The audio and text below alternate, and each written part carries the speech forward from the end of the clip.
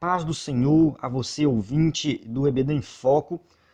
Meu nome é Herberson. Essa semana, a lição de jovens, eu que vou comentar. O diácono Mel, que faz sempre o comentário da lição de jovens, está viajando, está impossibilitado de fazer o comentário da lição número 11. E eu fiquei aqui na responsabilidade, né, de comentar. Geralmente eu comento só a lição de adultos, né, e o diácono Mel que comenta a lição de jovens. Mas vamos lá, né? O importante é que essa aula sempre aconteça, né? Independente do professor, pode ser que eu chame outro professor para comentar também de vez em quando. Eu acredito que a qualidade da aula vai continuar a mesma. Então, a lição que nós vamos estudar hoje é a lição número 11, crenças religiosas. Então, a gente está estudando aí, né, alguns temas bem pertinentes, atuais, né, dos jovens, e nós vamos falar mais especificamente de sincretismo religioso. Então esse vai ser o tema estudado na lição número 11. Os nossos jovens precisam entender o que é sincretismo e tentar perceber o sincretismo que está acontecendo dentro das nossas igrejas. É muito fácil apontar para as outras, mas nós precisamos entender o que é sincretismo religioso e ver se dentro da nossa igreja tem isso. Então você, que é professor, faça essa reflexão com seus alunos. A revista tem algumas dicas de dinâmicas aí que você pode seguir, mas essa reflexão ela tem que ser realizada no começo ou no final da aula. Quem sabe melhor no final, né, para que os alunos possam fazer uma análise da igreja que eles estão congregando. Então, vamos lá. Eu vou ministrar essa aula aqui no slide em PowerPoint. Você pode baixar esse slide no ebdenfoco.com. Então, entre aí no site www.ebdenfoco.com que você vai encontrar esse slide, fazer o download e usar na sua igreja. Milhares de pessoas têm usado e a aula tem sido um diferencial, né, na escola dominical, porque eles usam um recurso didático visual que melhora o entendimento do assunto e gerando um conhecimento. Além dos slides, o EBD em Foco também oferece vários cursos de treinamento e capacitação, né, para a vida cristã e também, né, para você que quer ser professor da escola dominical de excelência, ministrar uma boa aula. Então você vai estudar aí, né, todos os cursos são baseados nos 4 Cs de educação cristã, né, e dentro do conhecimento de didática, você vai ver aí o conhecimento dos estilos de aprendizagem, né? Ou seja, você vai entender o que são os estilos de aprendizagem, que é o interativo, analítico, pragmático e dinâmico, e você vai ministrar a sua aula baseada nos estilos de aprendizagem, usando o ciclo da aprendizagem. Ou seja, você vai conseguir ministrar uma aula, né, ali estruturada, bem focada e incentivando a participação com recursos didáticos. É isso que é ser um professor de excelência, é isso que ir além daquilo que Jesus falou, né? Ou seja, não sermos os servos inúteis que só fazemos a nossa obrigação, mas, ou seja, temos que ir além da nossa obrigação, que é ministrar uma aula de excelência que realmente gera conhecimento. Então tudo isso você vai encontrar aí no ebdenfoco.com. Vamos lá.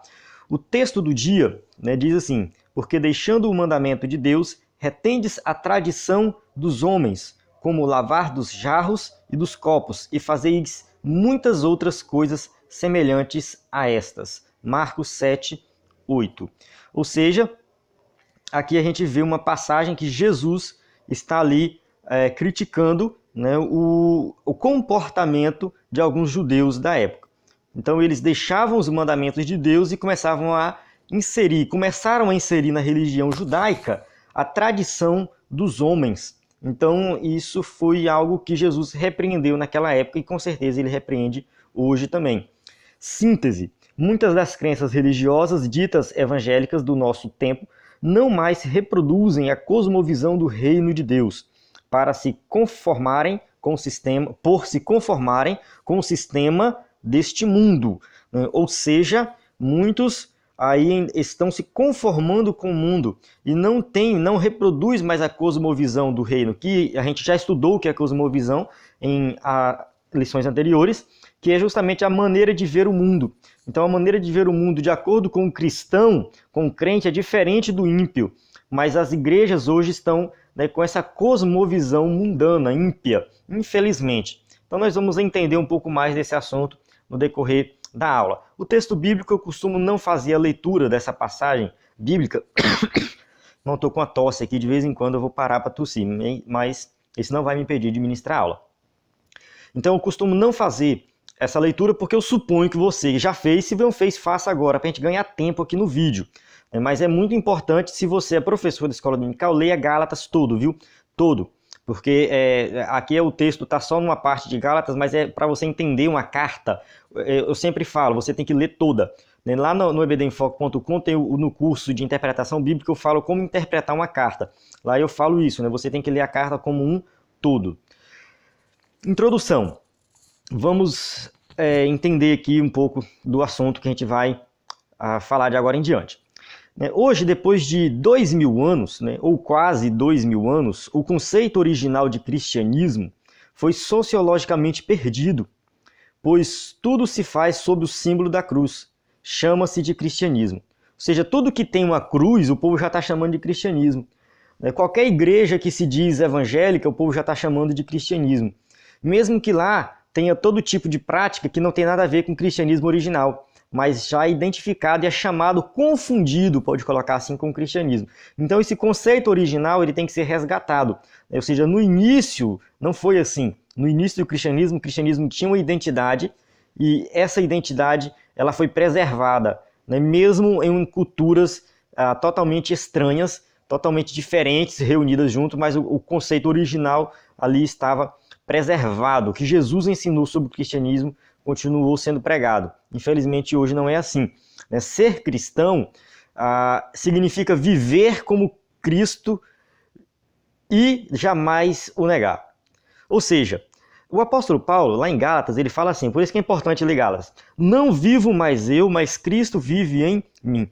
Então, ser cristão é viver como Cristo viveu, é ter a mente de Cristo e não negar Cristo em hipótese alguma. Então é isso que é ser um cristão de verdade. Não se contaminam com a cultura do mundo. Ou seja, essa cultura do mundo que vem trazendo todo tipo de coisa que não presta, o cristão ele não pode se contaminar. Mas ele tem que estar conectado com Deus, conectado com Cristo, porque ele tem a mente de Cristo. Cristo vive dentro do cristão. Então o verdadeiro cristão ele tem Cristo dentro dele. Então ele reproduz os atos de Cristo, não os atos do mundo. Eles sempre estavam juntos, vivendo integralmente a cultura do Evangelho. Ou seja, o cristão verdadeiro está sempre ali, vivendo o verdadeiro Evangelho. Esse foi o segredo da igreja primitiva. Produziu uma revolução cultural quando a pessoa é transformada por Cristo. O mundo ao seu redor é mudado. O evangelicalismo desse tempo pós-moderno precisa voltar ao cristianismo puro e simples. Uma coisa que a gente vai falar muito aqui nessa lição é em relação à igreja primitiva. Por quê? Porque a igreja primitiva mudou a cultura da época. E não a cultura da época mudou a igreja.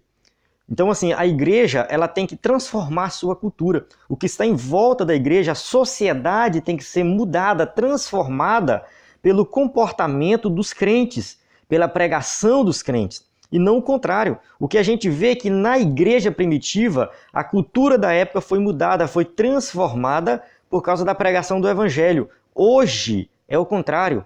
É a cultura do mundo que está transformando a igreja. Então esse é o foco dessa aula. Viu? Se você começou a assistir essa aula agora, preste bem atenção, que a gente vai mostrar, falar muito disso. É claro que pode ser um tema batido, muito, porque isso eu já sei e tal, mas a gente precisa ver isso de forma bíblica. É bíblico. A Bíblia tem relatos de coisas que aconteceram assim, como foi que eles resolveram esses problemas e como que nós podemos resolver isso nos dias de hoje. Então, como que nós podemos aí influenciar o mundo e não sermos influenciados pelo mundo? É muito fácil criticar, é muito fácil chegar, sentar numa roda de amigos e ficar falando, porque a igreja, o mundo entrou na igreja, porque isso, porque aquilo, enfim, ficar criticando a igreja, as coisas erradas que acontecem na igreja é muito fácil. Agora, propor uma solução, falar, ou seja, para o pastor, conversar com a liderança, fazer uma reunião, fazer alguma coisa para mudar isso,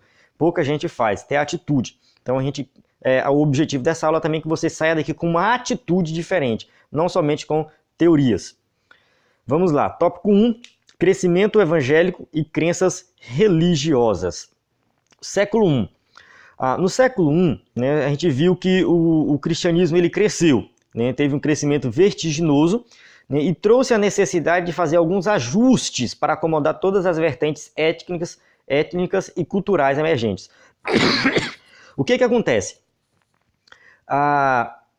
Na época tinha os judeus, né, os judeus que tinham todo aquele ritual e tal, tinham toda a sua cultura. Tinha os gregos, que tinham uma cultura totalmente diferente, que eram os gentios. Tinha os samaritanos, que eram uma mistura de judeus com gentios ali e tal, né? Ou seja, devido o povo da região ali ter sido levado para o cativeiro, depois trouxe outros povos, misturou o culto, enfim. Os samaritanos não eram 100% judeus, eram misturados. E tinha os romanos, né? Ou seja, o pessoal que fazia parte do Império Romano, mas que vivia mais ali pro lado de Roma mesmo, que tinha outra cultura diferente. Então, cada um tinha um modo de pensar, cada um tinha uma cultura, e o Evangelho atingiu todos esses povos. Jesus falou, né? Começar em Jerusalém, depois para Samaria, né, até os confins da terra. Ou seja, o Evangelho atingiu várias culturas. E essas culturas, como que elas foram inseridas ali? Precisou-se fazer alguns ajustes para resolver alguns problemas. Então foi feito aí um concílio, Atos 15, você vai ver que reuniu ali a igreja para decidir algumas coisas, porque uns falavam assim, para ser cristão tem que circuncidar, porque era o ritual judaico, né, a circuncisão. Né? Para ser cristão tem que guardar o sábado, para ser cristão não pode comer carne de porco. Ou seja, começou, né, querer ali colocar dentro da igreja algumas regras e costumes do judaísmo. E aí tinha um certo impasse entre os apóstolos e eles sentaram, conversaram e decidiram algumas coisas. Só que a decisão que eles tomaram, preste atenção, envolve todo tipo de cultura. As recomendações eram um extrato de amor, santidade e comunhão, né, entre os cristãos do mundo. Ou seja, independente da sua vertente, de onde você veio, se você é gentil, se você é samaritano, se você é judeu, você está seguindo Cristo. O que nós temos que crer na salvação pela fé em Cristo. Então, todo tipo de ritual, circuncisão, tudo isso é antiga aliança, não vale mais. Apontava para a nova aliança. Agora que a nova aliança veio, começou, que Jesus cumpriu tudo que estava no Antigo Testamento, não tem mais necessidade disso. E o que vale agora é o amor, a santidade e a comunhão. Então uniu ali várias culturas baseadas no cristianismo verdadeiro. Então a igreja não precisou se adaptar à cultura.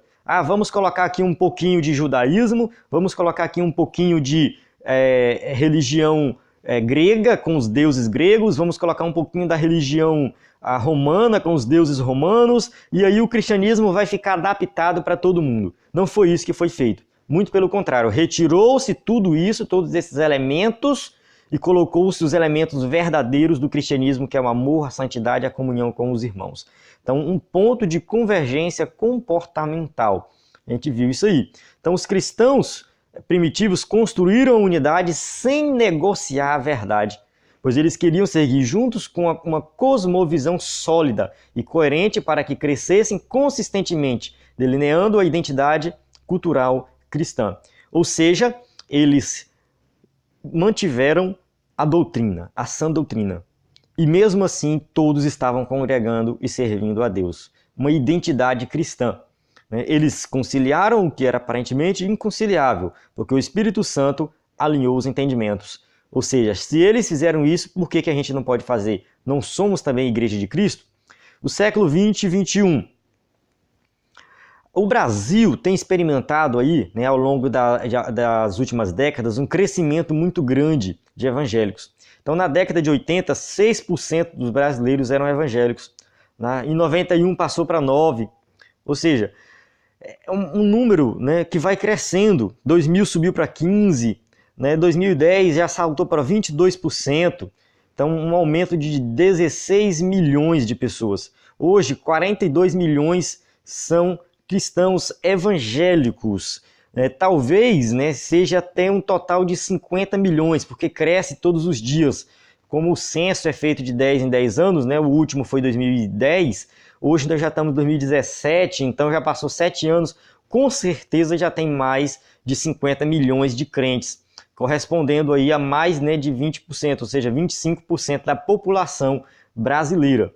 Então, um quarto da população brasileira hoje se diz evangélica, e de fato, todo lugar que a gente vai, a gente encontra uma igreja evangélica e pessoas evangélicas. Agora, será que esse crescimento está sendo um crescimento saudável ou é um inchaço? Se é um crescimento saudável com crentes verdadeiros, glória a Deus por isso. Mas se é um inchaço, só números e não tem qualidade, aí nós temos um problema. E eu acho que você já sabe a resposta para essa pergunta, para essa reflexão. No século I, a igreja cristã cumpriu a grande comissão, e a comissão cultural levando o evangelho da salvação e transformando a cultura do mundo antigo. Então toda a cultura do mundo antigo foi transformada por causa do evangelho. Teve um momento que todos se tornaram cristãos. É claro que bagunçou lá com Constantino, todo mundo foi forçado a se batizar, a se tornar cristão, e aí isso bagunçou a igreja, aconteceu o sincretismo. Mas antes de Constantino, antes da igreja se tornar oficial, a religião oficial do Estado, a cultura já havia sido transformada pelo evangelho. Hoje não se visualiza a existência de uma contracultura produzida uniformemente pelas igrejas evangélicas. Ou seja, esse crescimento que tem na igreja evangélica hoje não está transformando a sociedade como a igreja primitiva transformou. Ou seja, a igreja está crescendo, mas os problemas da sociedade não estão diminuindo. Era para estar diminuindo, era para ter menos violência, menos roubo, era para ter menos droga, era para a sociedade hoje estar muito melhor com o número de evangélicos que tem. Imagina 50 milhões de crentes orando, buscando a Deus, clamando, pregando o verdadeiro evangelho. Que transformação não seria no nosso país? Mas não tem essa transformação. Por que que não tem? Porque não estão vivendo o verdadeiro evangelho. Ou seja, o que que a gente vê hoje? Essa charge aqui é bem interessante. Uma igreja que está lá, Jesus prospera. Olha só o tanto de gente. Agora se coloca a outra lá, Jesus cura, tem mais uma galera lá. Agora Jesus salva. Olha só, ou seja, isso aqui retrata a realidade. Vai numa igreja que prega salvação, que só fala de evangelho, que fala de pecado. Tem pouca gente. Vai num culto grande, que o pregador vai lá e prega sobre pecado, salvação, fala de Jesus. Muita gente sai reclamando. Porque o culto não foi bom, o pregador não foi bom. Agora vai num culto que o pregador prega prosperidade. É uma maravilha, uma bênção. Tem cura, tem revelação. Enfim, a gente observa isso. Então hoje as igrejas evangélicas elas estão crescendo da forma errada. São igrejas que pregam prosperidade, que trazem símbolos externos do cristianismo para enganar as pessoas. E aí as igrejas estão crescendo, estão inchando, mas não está acontecendo uma verdadeira transformação de vida. Porque se tivesse acontecendo, o Brasil seria diferente, seria um país abençoado com tanto crente. É por isso que, apesar do cristianismo, do crescimento numérico da igreja evangélica, índice de criminalidade, prostituição infantil, trabalho escravo, corrupção e outras mazelas não têm diminuído. A gente observa tudo isso aqui crescendo cada vez mais. Não está diminuindo. A violência está aumentando. Prostituição infantil, irmão, isso aqui é um absurdo. É um absurdo. Mas mesmo assim está crescendo.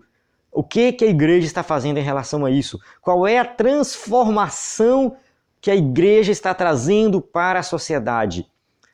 A gente vê tanta coisa ruim acontecendo no mundo, a gente fala, mas isso é vontade de Deus e tal. Mas, irmãos, nós temos que transformar a sociedade através da pregação do evangelho.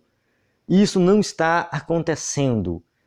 Então temos que fazer alguma coisa em relação a isso. O crescimento evangélico não está fazendo a diferença na cultura nacional. Ou seja, infelizmente, aqui no Brasil, o crescimento da igreja evangélica não faz diferença. É um inchaço. Algo então precisa ser mudado, pois esse não é o efeito prático do cristianismo puro e simples. Nós estamos no ano da reforma, muitas pessoas estão questionando isso. Tem muitos eventos por aí falando da reforma. Será que precisamos de uma outra reforma? A gente tem que refletir sobre isso sim. e temos que fazer alguma coisa. Sincretismo evangélico. Vamos lá. Algumas crenças religiosas evangélicas pós-modernas são eminentemente sincréticas, ou seja, misturadas com elementos culturais da sociedade. Ou seja, muitos que se dizem evangélicos estão se adaptando ao mundo. Igrejas inteiras, elas já nascem com essa intenção de se adaptarem à cultura do mundo e não mudar a cultura do mundo. Então a gente observa aí elementos culturais místicos dos católicos, espíritas, culto afros e até religiões indígenas sendo inseridos na igreja evangélica. Eu não estou aqui para dar uma aula sobre catolicismo, espiritismo e dentre outras religiões. O objetivo não é esse, mas nós observamos que a igreja evangélica, que tem uma doutrina que é baseada 100% na Bíblia, pregação do evangelho, e ela não está fazendo isso, na verdade ela está inserindo, no caso, elementos de outras culturas, de outras religiões, dentro da sua doutrina. Agora a gente já coloca a doutrina entre aspas, porque não é mais a doutrina da palavra de Deus, são doutrinas externas. Então esses elementos estão entrando na igreja e estão causando uma confusão mesmo. Como que uma igreja evangélica vai ter elementos da igreja católica, do espiritismo? Isso não faz sentido. Se tornou um outro tipo de religião. Se tornou não é mais cristianismo. Me desculpa, mas não é mais cristianismo. A partir do momento que começa a inserir elementos e símbolos de outras religiões que não tem nada a ver com o cristianismo, deixou de ser cristianismo. Então acabou. Não é mais igreja evangélica, pode riscar o nome de igreja evangélica e coloca outro nome, porque virou uma bagunça. Então, ou seja, são igrejas sincréticas, ou seja, o sincretismo religioso dentro das igrejas evangélicas. Uma miscelânea de ideias e conceitos antagônicos que buscam o resultado a qualquer custo. Aí daí vem, o que a gente observa? Realização de novenas, não é dentro da igreja católica não, viu? Igreja evangélica, novenas, uso do sal grosso, né, o sal consagrado e tal, tem um monte de absurdo aí. Rosa ungida, né, você vai pegar essa rosa ungida aqui, vai levar para sua casa e tal, e sua vida vai ser abençoada.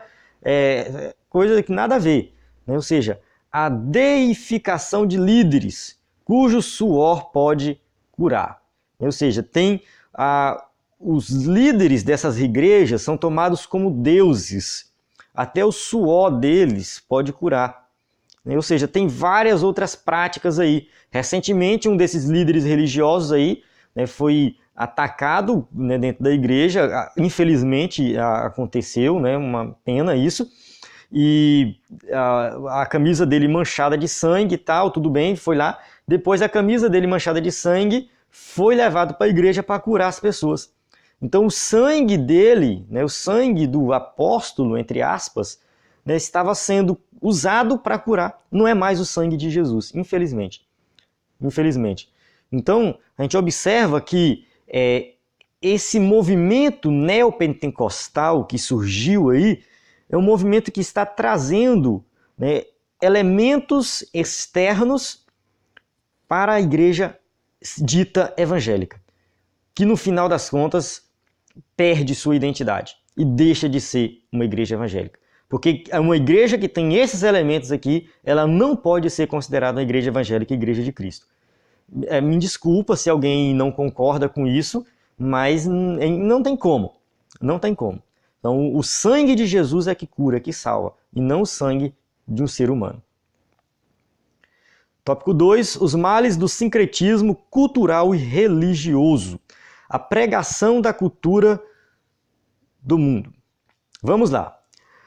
A pregação cristã deve se basear exclusivamente nas Escrituras. Sola Escritura, um dos lemas deixados aí pela Reforma Protestante, ou seja, pregar somente as Escrituras. Mas quando o sincretismo religioso surge, elementos culturais e doutrinários são incorporados e gerando apostasia. Ou seja, dentro da igreja, a gente já começa a observar, né, coisas assim absurdas, carnaval gospel, balada gospel, arraial gospel, enfim, vários elementos que, né, acabam com a cultura.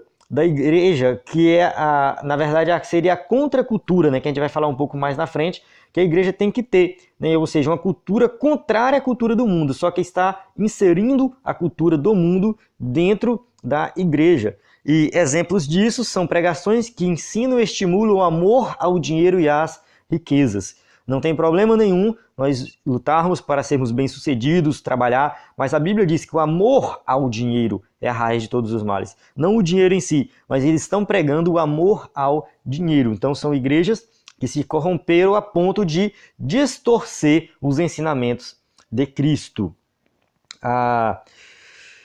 Isso, né, o que isso faz? Isso caracteriza a igreja utilitarista, ou seja, se os resultados numéricos e financeiros forem positivos, então o método da doutrinação podem e devem continuar. Ou seja, uma igreja que se baseia no dinheiro. Quanto foi o dízimo e as ofertas desse mês? Foi tanto. E do mês anterior? Foi tanto. Diminuiu? Não, não pode. Não pode diminuir. Está errado. Tem alguma coisa errada? Não, aumentou. Aumentou. Maravilha, vamos continuar. Ou seja, parece que a intenção é ganhar dinheiro, né? Não é ganhar almas. E infelizmente isso tem acontecido dentro da Assembleia de Deus. A gente não pode ser hipócrita também e falar assim, porque é só a igreja A, B e C lá que está acontecendo. Infelizmente eu vejo isso acontecendo dentro da Assembleia de Deus. Porque se melhora a renda da igreja, o pastor está feliz, está todo mundo alegre, né? Me desculpa se tem algum pastor ouvindo aí, mas a gente sabe que isso acontece, né? Não quer nem saber se o número de membros cresceu, se teve mais batismo, se teve mais batismo do Espírito Santo, isso não conta, né? Ou seja, só conta ali o financeiro. Infelizmente começa de forma bem, né, só rasteira. Então, essa teologia da prosperidade tem se espalhado, né, e tem estimulado as pessoas aí a buscarem somente o material, esquecem do que é realmente importante para a vida cristã, que é o amor, a pregação do evangelho, a comunhão com os irmãos. Então essa teologia da prosperidade tem se espalhado no meio das igrejas evangélicas que estão entrando na igreja Assembleia de Deus. Jesus falou, né, o diabo, né, tudo isso te darei se prostrado me adorares, né? Ou seja, o diabo oferecendo para Jesus.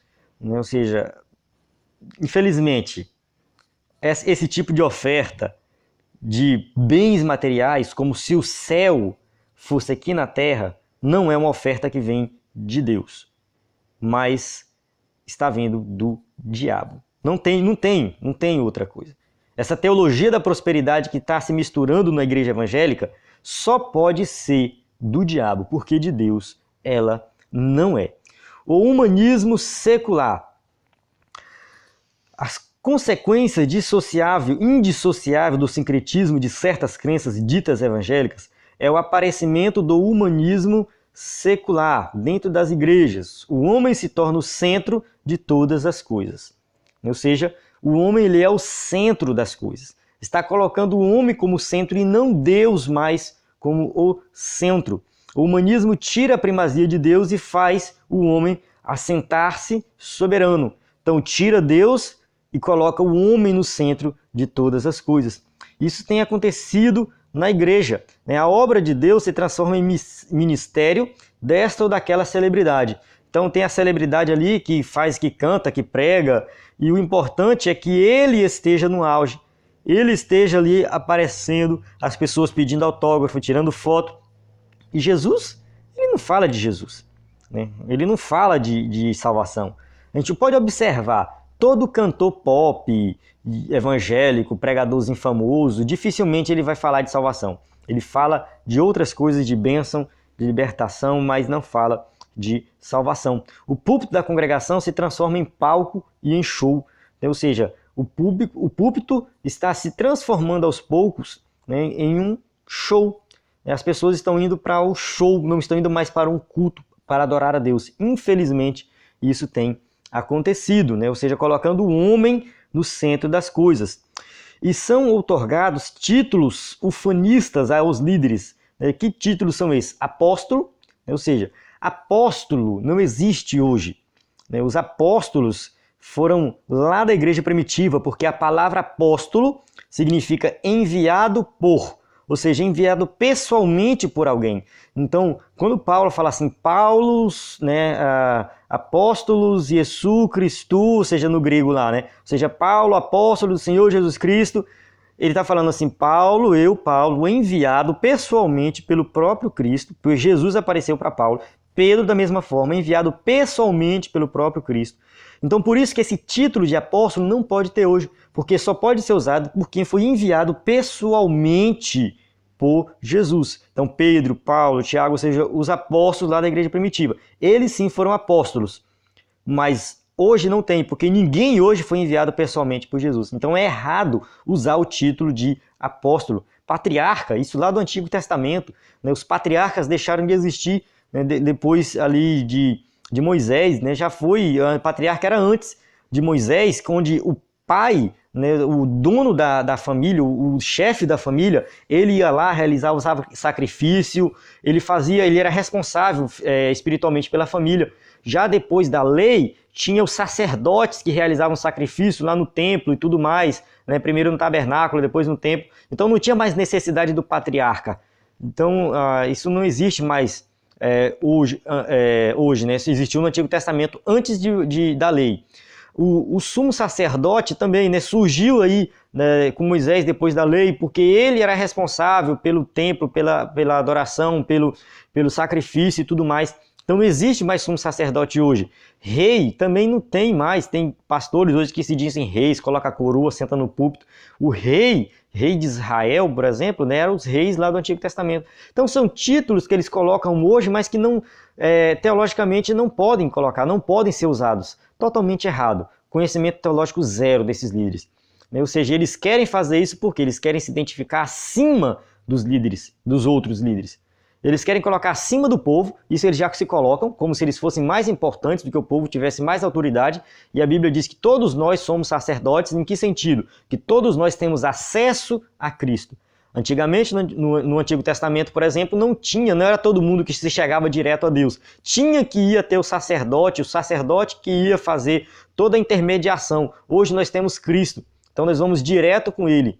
Né? Ou seja, nós todos somos sacerdotes. Então não tem pregador e pastor, isso e aquilo, que é superior aos outros crentes, que tem uma unção diferenciada na vida deles. Eu particularmente não concordo com isso.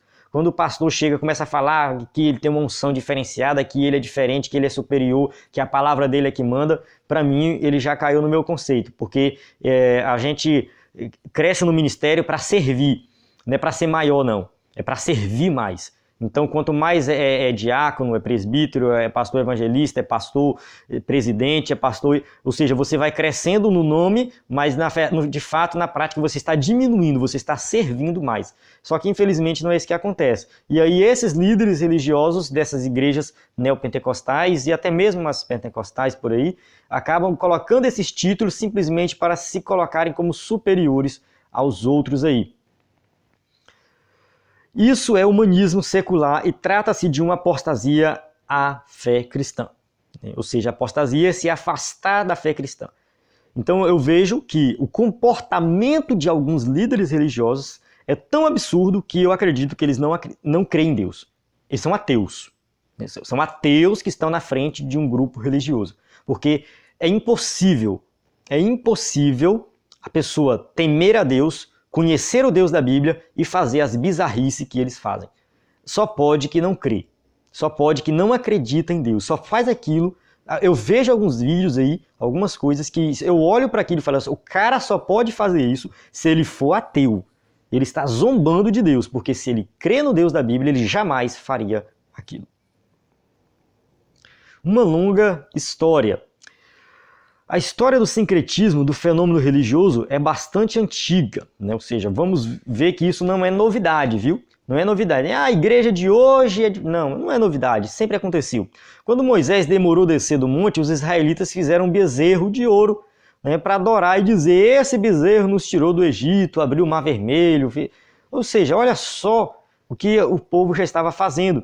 Então isso é do coração do ser humano que é corrompido. Só que Moisés foi lá e deu um jeito, né? Sempre tem como dar um jeito. Jeroboão I, ao criar os altares em Dan e Betel, iguais ao de Damasco, convenceu o povo que aqueles lugares seriam substitutos do templo de Jerusalém.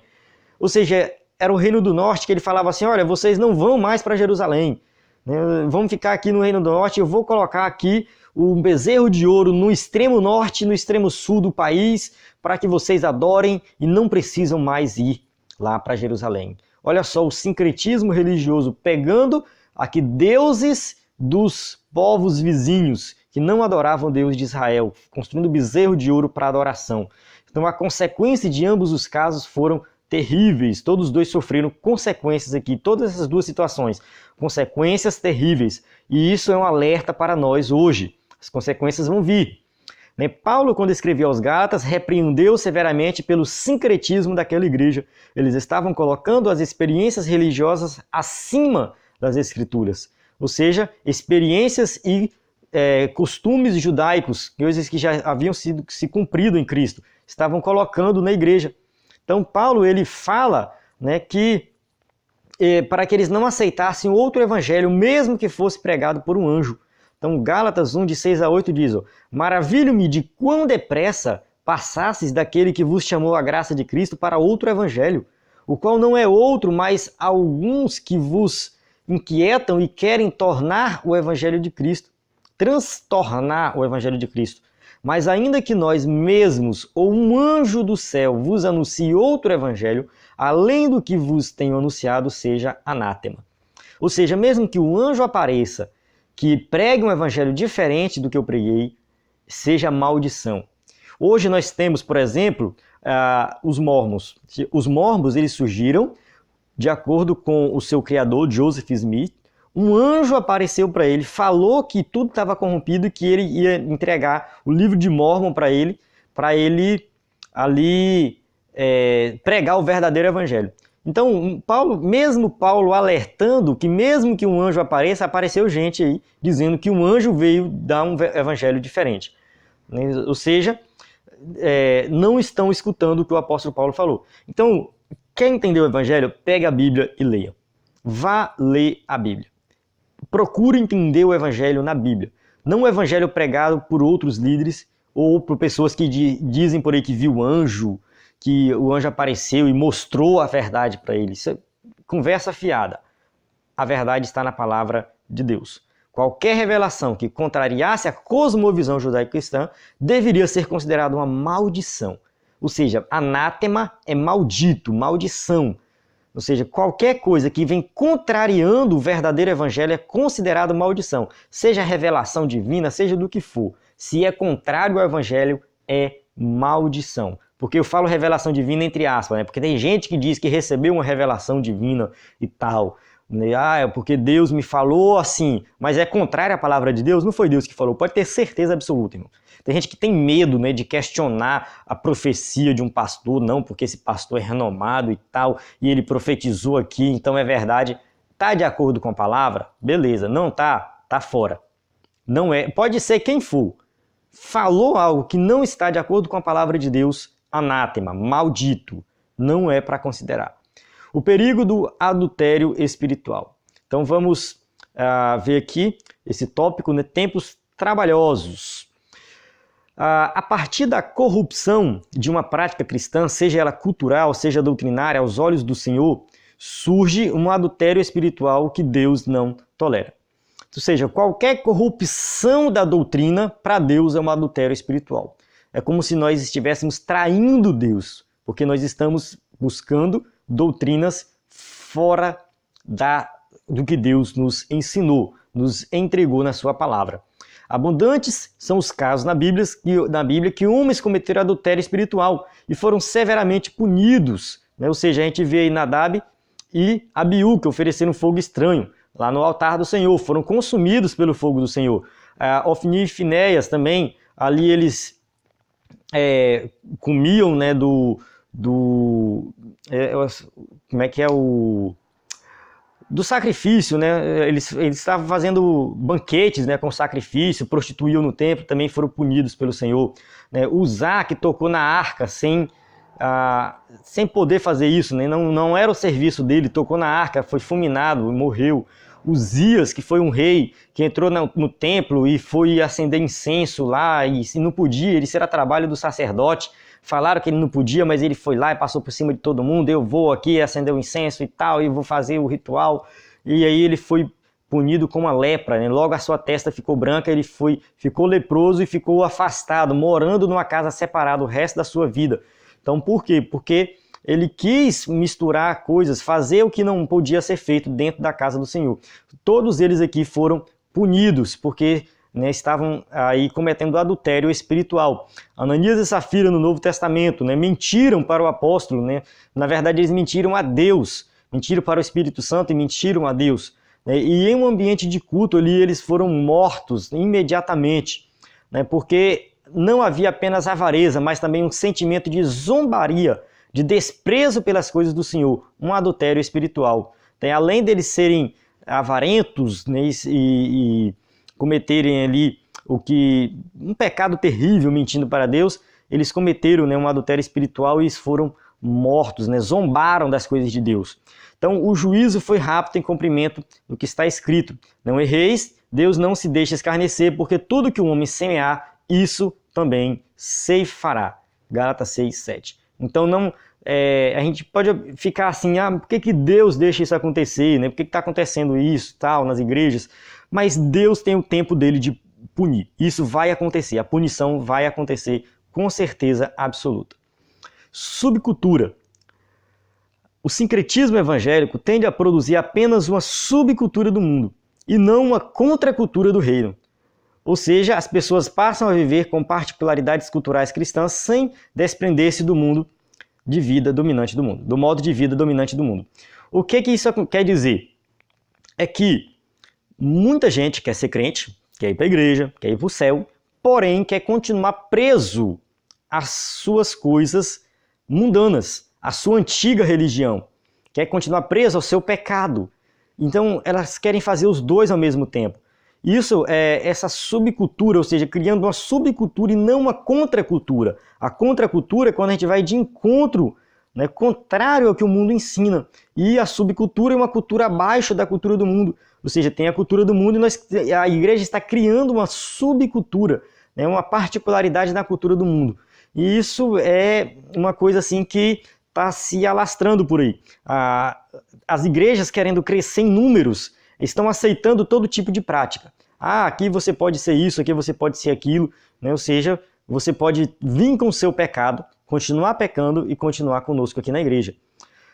Romanos 12:2 diz assim: e não vos sedes conformados com este mundo, mas sede transformados pela renovação do vosso entendimento, para que experimenteis qual seja a boa, agradável e perfeita vontade de Deus. Ou seja, eu tenho que ver qual é a boa, perfeita e agradável vontade de Deus. Mas para isso eu não posso me conformar com o mundo, eu tenho que ser transformado para transformar o mundo. Algumas crenças religiosas do tempo atual que, por exemplo, não enxergam o pecado na prática do sexo antes do casamento, aceitam a realização do aborto e do casamento homossexual e admitem toda forma de sensualidade e desejo da carne. Ou seja, crenças religiosas que aceitam tudo que não presta. Não, aqui pode adultério, pode homossexualismo, pode isso, pode aquilo. O importante aqui é você amar o próximo e, enfim, vem para a igreja, dá o dízimo, porque aí Deus vai te abençoar, você vai prosperar. Enfim, é isso que tem acontecido. E o mundo está entrando dentro da igreja. Nessa charge aqui, por exemplo, chefe, o que vamos fazer para trazer o mundo para a igreja? Fácil, é só encher a igreja de eventos sem palavras, ou seja, que não tem pregação, com muita música, danças, lutas de MMA, balada gospel, ideias liberais, homossexualismo, enfim.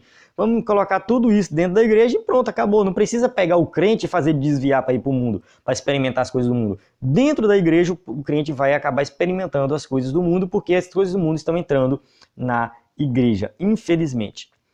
Cristianismo puro e simples. O verdadeiro cristianismo tem que ser pregado. O resultado prático de se viver o cristianismo na sua forma original é o estabelecimento de uma contracultura capaz de responder efetivamente a qualquer questionamento de ordem emocional, espiritual e social. Ou seja, a igreja tem que estar preparada.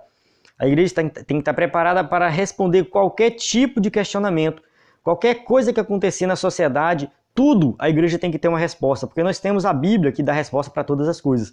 Então nós temos que mostrar para o mundo que nós somos diferentes, que nós temos o remédio para o que está acontecendo no mundo, o remédio para a violência, o remédio para o aborto, o remédio para o homossexualismo, o remédio para o pecado, para o suicídio.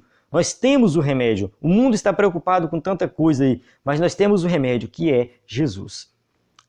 Nós temos que pregar Jesus, ensinar sobre Jesus, mostrar que Jesus faz a diferença. Como é que a gente vai pregar sobre Jesus se nós estamos iguais ao mundo? Jesus não tem feito diferença na vida de algumas igrejas. Então, para que pregar? O mundo vai falar, não, se for para eu entrar aí dentro e ficar do mesmo jeito que vocês estão, eu não quero. Eu quero diferença. A gente não sabe, a gente não imagina isso, mas o ímpio, muitas vezes, ele quer diferença na vida dele. Ele quer abandonar o pecado. Ele quer ver a diferença. Uma diferença espiritual, não só a diferença financeira, ou de cura, ou disso, daquilo, uma diferença realmente espiritual. Quantos testemunhos aí a gente não tem de pessoas que estavam para se matar e chegou na hora alguém evangelizando e ele falou, olha, eu estava precisando disso. Eu estava precisando de uma palavra, gente chorando, gente triste, espiritualmente acabado. Mas quando ouviu uma palavra de consolo, uma palavra do evangelho, essa pessoa simplesmente mudou de vida. Então a gente observa que o mundo clama por socorro e a igreja que deveria oferecer socorro não está preparada para isso. Infelizmente. Está escrito que os crentes primitivos perseveravam na doutrina dos apóstolos e na comunhão, e todos os dias acrescentavam o Senhor à igreja, aqueles que haviam de salvar. Atos 2, 42 e 47. Ou seja, eles perseveravam na doutrina dos apóstolos, na comunhão com os irmãos.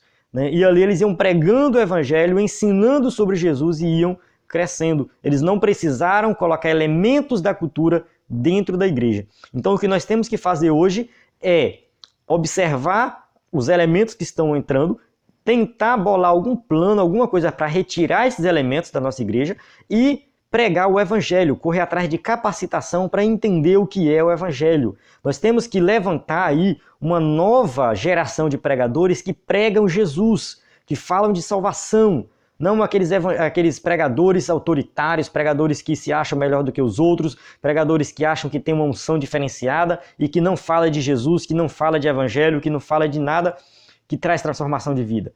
Só fala de prosperidade, de cura, de revelação, disso e daquilo. Então nós temos que levantar, treinar. Professor de jovens tem que pensar nisso. Que tipo de treinamento você vai dar para os seus jovens? Que tipo de capacitação você está dando para os seus jovens para que eles aprendam a pregar o verdadeiro evangelho? Então essa lição ela é pertinente, muito importante, porque ela é para jovens, que são os futuros pastores, os futuros pregadores. Precisam entender o que está acontecendo na igreja hoje para fazer a diferença amanhã. Conclusão. A revolução do cristianismo continua em ação, porém tem-se observado a ausência de identidade com Cristo e algumas crenças religiosas cristãs, que é dramático. Ou seja, o cristianismo não acabou, não é todo mundo que está corrompido, não é todas as igrejas que estão corrompidas, existem igrejas que são verdadeiras, a igreja de Cristo continua fazendo a diferença no mundo, porém em algumas igrejas que se dizem cristãs, elas não estão mais sendo aí representantes de Cristo na Terra. Algumas, mas ainda existe. A igreja de Cristo não acabou, viu? Ela sempre existiu. Mesmo na Idade Média, mesmo em momentos de guerra, a igreja sempre existiu. Né? Mas ela faz a diferença.